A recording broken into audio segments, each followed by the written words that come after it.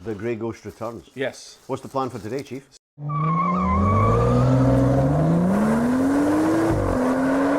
So, the new Apple CarPlay, because Justin whinges that he doesn't have the Apple CarPlay in the BMW like we do. He does like his sounds, though. So we're going to put that, very OEM looking, shiny, in there.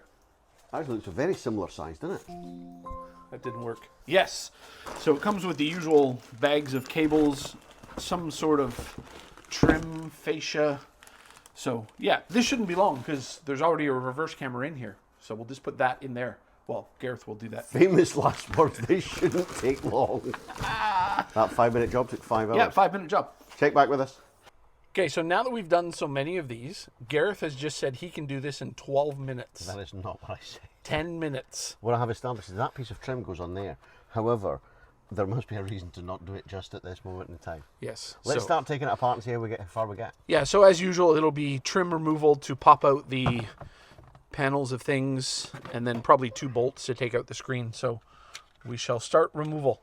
And then we need access to the back of that, I guess, to put the piggyback cables in. Okay, rip it out then. Okay, I think maybe I'll start with this piece. Okay. Thing there. Not that one. Do you know what his Apple CarPlay didn't come with? What? More spludgers. Did it not? No. That must be a first. Maybe they knew we were going to install it and we already have 4,000 spludgers. Yeah. Maybe we'll watch a video.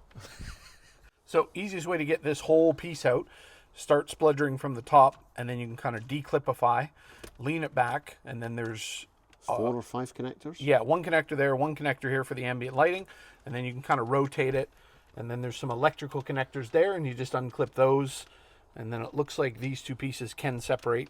And then we'll take the screen out and the CD player. Yeah, it didn't want to split in half when we were taking it apart, so we just took it out in one go.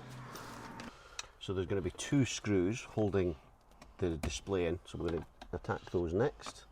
Get the display out. New tools, Lee. New Torx handles. I figured we work on BMWs a lot. It's easier than a ratchet and a adapter thingy. Always have somewhere to put the screws and bolts when you take them out, especially when working on the interior. Ideally magnetic. Yes, because otherwise you lose things and then you just have to duct tape them back together, which people don't really like too much. So yeah, we'll take these 4 bolts out and then we'll plug in the new wiring harness and turn it on. So screws have been removed. So 2 here and then 2 here. This in theory should lift up and then there'll be a connector somewhere.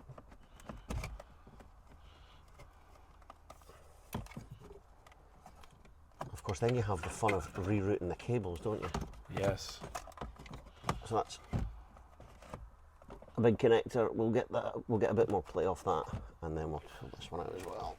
Warm. Gravity. So a bunch of connectors in this one, more than normal. Yeah, this is more than normal. So this one should flip over, and then it undoes. And this is the one. This is the important one, because we're going to plug a connector into there, stuff the wiring behind, and then plug our connector from the kit into here. And we're also going to take the fiber optic cable, which is going to be the green one. Yep. And we're going to remove it from, there's actually 2 in this one. So we'll remove those 2 from this, put them into our piggyback connector so that when it plugs in, it works. Okay, this is the wiring that comes in the kit. So this is the piece that's going to replace this piece that's going to go into the back of the head unit. So the fiber optic cables, black and green there, need to be put into there. So we'll do that. Then this plug connects to this plug, which connects the whole harness. This piece is going to feed up through the hole into the new screen once we've changed the screen and plug in just about here. What we'll do as usual is we'll do a dry fit and make sure everything works. So join us back for that piece, and then once it's all working, fingers crossed, we'll fit the car all back together. Okay, so we use a pick to pull the tab down and release these 2, and make sure you keep them in the same orientation. So the green is going to be in the upper corner. Here's our piggyback, not that one. This one is our piggyback. So green in the upper, and it's just going to snick in, and it's done. So then this piece feeds into there, that way round, So yeah, we'll do a test fit and see if we can get it to fire up in a second Yep, here. and then that piece fits back into the hinge unit. Where's my pick? Right where you left it. So you got to swap the one cable going to the screen, to the old screen, onto the new screen, which is always enjoyable. Yeah, these are always fun because they're 90 degrees. There we go. Justin. I'm sorry. That's okay. And then this one is just going to get plugged in, and it's at a different angle, so that helps. Is it a funny angle? It came at me from a funny angle. It was a funny angle. It's behind you, Tyrone. Whenever you reverse, things come from behind you. We just want it in for a dry fit at the moment. Okay. Dry fit time. Dry fit. Are we ready? I'm dry. Oh, can't turn it off. We would love to turn it down for people, but we can't. Steering wheel controls. Uh, Whoa! nice. We have CarPlay. All the doors are open. All the doors are open, which is correct. So we now have Android Auto. It took us a while because we're not very good with the Android Auto. We're the CarPlay people. Definitely. So it's a good looking screen. It is. It's pretty responsive. We have to change resolution and stuff like that, but sound comes through. It does map things. So now we just got to figure out the wireless part of it and put it all back together. Yeah, so if we press back to the Push and hold. BMW side of things, the screen is not showing correctly at the minute, but that's just a setting thing, so we'll show you that in a second. And we haven't tested the reverse camera yet. Let's test the reverse camera. Well, it's going to look funky anyway.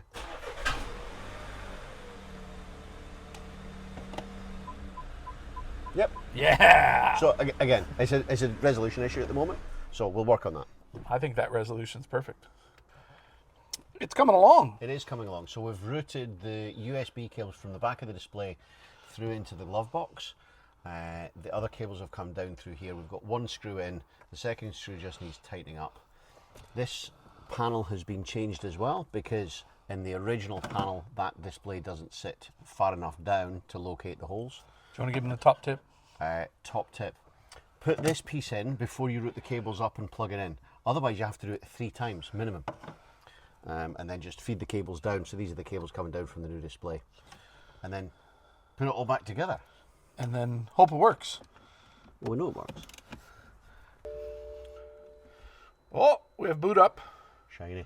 Car doesn't look like that on the outside. No. Get your phone there. Okay, so turned on. We're Androiding. We're mapping. Volume works. Skipping track. Copyright. So yeah, for now, installed. And then we just need to do to make that work. Done. As always, thanks for watching, guys. Oh, now I speak. Yeah. Yes. So push the buttons as always. Leave a comment if you have any questions, because the last video we did of this, there was a lot of questions about cables and wiring. So That was the F25 X3. yes. So this one's an F48 X1 2017, Justin. Yep. Okay. So yeah, more stuff on this coming.